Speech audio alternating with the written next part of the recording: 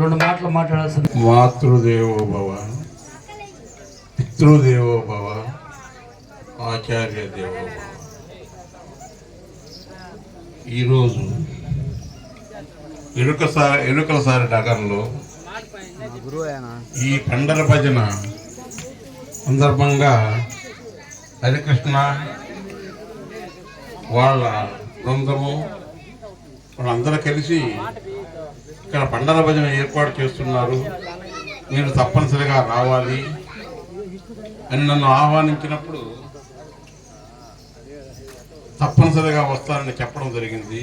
5 గంటలప్పుడు ఒకసారి వచ్చి అగ్నిగుండము ప్రారంభం చేయడం జరిగింది. తర్వాత మళ్ళీ ఇప్పుడు 10-10:30 టైంలో జరుగుతుంది. నేను విశ్వ హిందూ పరిషత్ ఉపాధ్యక్షుడైనప్పుడు మా విశ్వ హిందూ పరిషత్ వాళ్ళు ఇక్కడ స్థలం కానీ ఇక్కడ ఆంజనేయ స్వామిని ఎప్పుడు స్థాపన జరిగిందో అప్పటి నుండి ఈ స్థలానికి మంచి యోగం కలిగింది. అప్పటి నుంచి భజనలు కార్యక్రమాలు హరికృష్ణ వాళ్ళ ఆధ్వర్యంలో జరుగుతూనే ఉన్నాయి. మా అందరూ కూడా ఇక్కడ ఆంజనేయ స్వామి విడిచిన తర్వాత రామాలయం కూడా ప్రారంభించడం జరిగింది. రామాలయం ప్రారంభించిన చాలా వరకు కట్టడం జరిగింది. గవర్నమెంట్ ద్వారా కూడా 10 లక్షలు శాంక్షన్ అయి ఉన్నాయి, అవి రావాల్సి ఉంది. ఇక్కడ కానీ దేవాలయంగా పెద్ద దేవాలయంగా స్థలంగా ఏర్పడితే ఈ చెరువు దగ్గర చాలా ఆనందదాయకంగా ఉండేటువంటి ప్రదేశంగా ఏర్పడుతుంది. రామాలయం చాలా దూరంలో, రామాలయాలు పెద్ద ఎక్కువగా లేవు ఇక్కడ ఆత్మకూరులో. కంఠవీధి దేవాలయం ఉంది, సుందరమ్మ దేవాలయం ఉంది, కానీ అంతకంటే రంగభంగ వైభోగంగా ఇక్కడ రామాలయం ఏర్పడడానికి మంచి అవకాశం ఉందని నేను అనుకుంటున్నా. ఏదో కొన్ని కారణాల వల్ల మధ్యలో ఇది ఆగడం జరిగింది. హరికృష్ణ వాళ్ళు మంచి మనసుతో ఇప్పుడు మళ్ళా ఆ పండురంగ నాయన్ని, ఆయన గురువైనటువంటి రామచంద్ర నాయన్ని వేడుకుంటూ ఇక్కడ ఈ దేవాలయము బాగా అభివృద్ధి అనే ఉద్దేశంతో వాళ్ళు ఈ కార్యక్రమం పూనుకున్నట్టు అనిపిస్తూ ఉన్నది. నాకైతే ఆ నమ్మకం కూడా ఉంది. ఎందుకంటే మన అదృష్టవశాత్తు మనకి రామనాయుడు గారు గెలవడం కానీ, ఆయనకి ఇరిగేషన్ ఇస్తారో, రెవెన్యూ ఇస్తారో, ఇంకేమన్నా ఇస్తారో అనుకున్న టైంలో దేవాదాయ శాఖ ఇచ్చినారు. దేవాదాయ శాఖ ఇచ్చినందువల్ల మనం అనుకున్న కార్యక్రమం కూడా ఇక్కడ జరిగేదానికి అవకాశం ఉంటుందని నేను భావిస్తున్నాను. అంటే రాజకీయంగా మాట్లాడినాను అనుకోవద్దు, దయవుంచి రాజకీయ భావంతో మాట్లాడిన మాటలు కాదు ఇవి. ఆయనకి రాజకీయ దేవాదాయ శాఖ కాదు, వేరే శాఖ రావాల్సి ఉన్నది అని అందరూ అనుకునే టైంలో దేవాదాయ శాఖ వచ్చింది. అందుకని ఇరుకలసారి నగరంలో రామచంద్రారెడ్డి నాయన దేవాలయానికి ఒక అవకాశం దొరుకుతుందని నేను భావిస్తున్నాను. మంచి రోజులు వస్తాయేమో. ఇక్కడ కనుక ఆ దేవాలయం ఏర్పడితే మాత్రం చాలా మందికి ఇక్కడ పెద్ద ప్రదేశం ఏర్పడుతుంది. మంచి చెరువు ఉంది, ఇక్కడ చిన్న చిన్న దేవాలయాలన్నీ ఉన్నాయి. ఇక్కడ ఒక మహత్తరమైనటువంటి ప్రదేశంగా ఈ దేవాలయం వెలిగిన తర్వాత దాని విలువ అప్పుడు చాలా గొప్పగా ఉంటుందని నేను భావిస్తున్నాను. నేను మామూలు వ్యక్తిని అయినప్పటికీ కూడా మొట్టమొదటి నుంచి కూడా ఆత్మకూరులో ఈ దేవాలయాల ప్రదేశంలో కానీ మిగతాది కానీ అందరూ నన్ను గౌరవిస్తూ, చిన్నవాడినైనా పెద్దవాడిగా నన్ను గౌరవిస్తూ, నన్ను రోజుకి నాగులపాట నుంచి ఇచ్చి 20 ఏళ్ళు ఆత్మకూరులో ఉంటే ఆత్మకూరు వాసిగా నన్ను ఈ విధంగా తయారు చేసినటువంటి వీళ్ళకి ఈ గ్రామస్తులందరికీ కూడా ధన్యవాదాలు తెలుపుతూ, ఇంతటితో మీరు ఈ పండర భజనకు వచ్చి ఈ పండర భజన సందర్శించి ఇది బాగుందని తెలిస్తే వాళ్ళకి ఏమనిపిస్తుంటే మళ్ళా ఇట్లాంటి పండర భజన చేయాలనేటువంటి రోజుకి నాగరికత పెరిగే కొంది ఇటువంటి సనాతనమైనటువంటి భజనలు తగ్గుతూ ఉన్నాయి. కాబట్టి వచ్చిన వాళ్ళు ప్రోత్సహించాలని మీ అందరికీ తెలియజేస్తున్న తర్వాత నా ఉపన్యాసాన్ని ముగించుకుంటున్నా. నేను వీళ్ళందరూ కలిసి నాకు హరికృష్ణ సన్మానం చేసిన దానికి దీని ముఖ్య కార్యకర్తల నుంచి మన హరికృష్ణ కూడా ఒక సన్మానం చేసి శాలువా కప్పాలనే ఉద్దేశం నాకు ఏర్పడింది. ఎందుకంటే భగవంతుడికి భక్తుడు లేకుంటే భగవంతుడు, అవునా కదా? భక్తులు లేదుకో భగవంతుడు లేడు, భగవంతుడు లేకుంటే భక్తుడు లేడు. కాబట్టి నన్ను భగవంతుడిగా భావించినటువంటి భక్తుడికి హరికృష్ణ కూడా నేను చిన్న శాలువాతో సన్మానించాలని నాకు కలిగింది. మా మనవడు వచ్చిన్నాడు.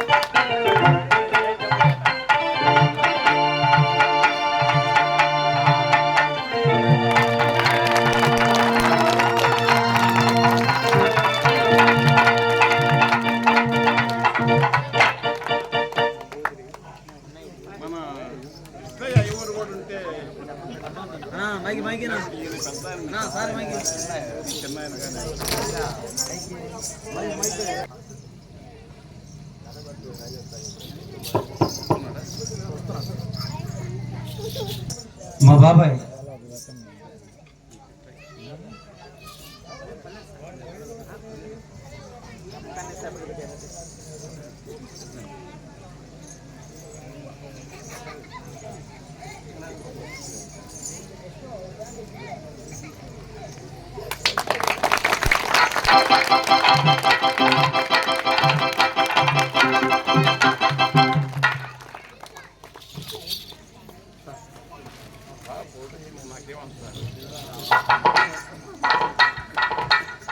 హలో అన్న కేవీ కృష్ణయ్య గారికి సారు సత్కరిస్తున్నారు.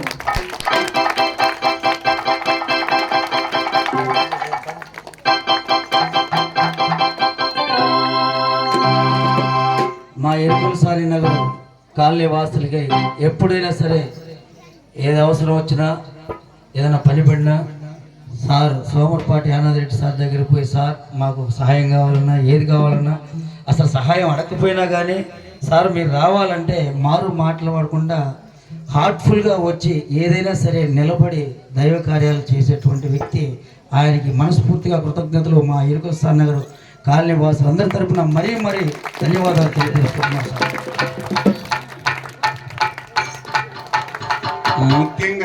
ముఖ్యంగా ఒక చిన్న విషయం చెప్పేసి ముగిస్తున్నా, మీ అందరికి ఆనందదాయకం. మా నాన్న చిన్నప్పుడు యానాది రెడ్డి అని పేరు పెట్టినాడు. నేను మా అమ్మ నాకు అమ్మాయిని ఇచ్చేటప్పుడు ఆ తూర్పు నాటి ఇచ్చాను అన్నమాట. వాడు రెడ్డి అని పిలవరు, రెడ్డిని తీసేసి మిగతా పేరు పిలుస్తారు. ఏమని పిలుస్తారు అప్పుడు? యానాది రెడ్డి పోయి యానాదయ్య అంటారు. మామూలుగా మిగతా వాళ్ళందరూ రెడ్డిని పిలుస్తారు, మామూలుగా రెడ్డిలు మాత్రం ఆయన ఏమంటారు? యానదయ్య అంటారు. ఏంది నాకు ఈ పేరు పెట్టినారు అనేటువంటి బాధ కొంచెం కలిగింది. ఆ తర్వాత వయసు పెరిగి జ్ఞానం పెరిగిన తర్వాత మా నాన్న చాలా గొప్పోడు, యానదయ్య అని పేరు పెట్టినంత సంతోషపడుతున్నాను అనేటువంటి పరిస్థితి కలిగింది. ఎందుకంటారంటే అన్ని జాతులే కల్లా ఆనందదాయకమైన మనుషులు ఉంటే యానదుడు. అన్ని జాతులే కల్లా ఆనందం ఎక్కడ ఉంది అంటే వాళ్ళ దగ్గరే ఉంటుంది. ఆ ఆనందమైనటువంటి మనసు ఇచ్చేటువంటి యానాది రెడ్డి కూడా యానాదయ్య పెట్టిన దానికి నిజంగా సంతోషపడుతుండ. ఈరోజు రెడ్డి అనేది నాకేమవుతుంది, ఎక్కడ ఆనందం ఉందో అదే జీవితం, ఎక్కడ ఆనందం ఉందో అదే జీవితం. రెడ్డి ఆనందం కాదు, ఆనందం జీవితం. కాబట్టి మీ అందరికి నేను ఎందువల్ల ఏంటంటే ఎక్కడ మీలాంటి వాళ్ళు ఉంటారో నాకు ఎక్కువ గౌరవం లభిస్తుంది. ఎక్కడ మినిస్టర్ వాళ్ళ ఇంటి దగ్గర పోతే 50,000 మందిలో 1,00,000 మందిలో ఉడికింది అనుకుంటారు. మీలాంటి ఇంటికి వచ్చినప్పుడు అరకట్లా వచ్చి పిచ్చేయండిరా, ఆయన మారేయండిరా, ఆయన సేవ కప్పండిరా, ఇవన్నీ ఎక్కడ గౌరవం దగ్గర అవి తెలియక గొప్ప వాళ్ళ దగ్గరకు పోవాలని ఎండబావుల్లో నీళ్లు తాగుతుంటారు. ఎండబావుల్లో నేను నీళ్లు తాగుతుంటాను. నేను పక్కన బురదగుంట్లో నీళ్ళైనా నా తప్పికి చల్లారదు, ఎండబావుల్లో నీళ్లు తప్పికి చల్లారదు. కాబట్టి మీలో ఉండే ఆనందాన్ని మా నాయన నాకు పెట్టుకున్న దానికి నాకు ఆనందాన్ని ఇస్తూ ఈ నా కాశీ నాయన గురువుగా భావించేటువంటి ఆయన కూడా ఒక పేరు పెట్టినాడు, సంతోషరెడ్డి అని పెట్టినాడు. నాకు తెలుసు ఎప్పుడు సంతోషంగా ఉంటారంట వాళ్ళందరూ అంటారు. కాబట్టి నేను మా పేరు పెట్టిన దానికి, మీలో కలిసిన దానికి, మీలో సమానమైన భావాలు ఉండేటువంటి మీ వ్యక్తిత్వంతో ఉండిన దానికి ఎంతో నన్ను మీరు గౌరవించి ఈ స్థితికి తీసుకొచ్చాను. మీకు ధన్యవాదాలు తెలుస్తూ ఇంతటితో నా ఉపన్యాసం